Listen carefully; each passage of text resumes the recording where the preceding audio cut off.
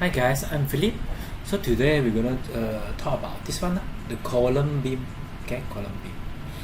Okay, so simple. We use free modeling to do lot. Just okay. We can just use this one, free modeling. Click on here.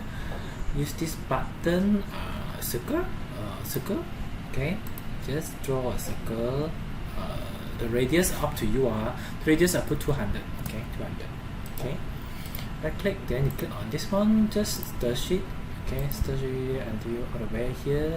Okay, then yeah, you can just highlight it, control highlight it. Okay, make it as group, then you move it. Just move it. So usually circle will move on center or center below. Move to here. Okay, move a bit, inside a bit, inside a bit, like this. Okay. Okay. If you think this one not inside enough, you can also move inside, or you can just delete it. Also can. You just draw from here. Also can. Okay. Circle. Okay. Draw from here. Also can. You see, no problem. Okay. Just select, then click on it. F, stretch it. Okay.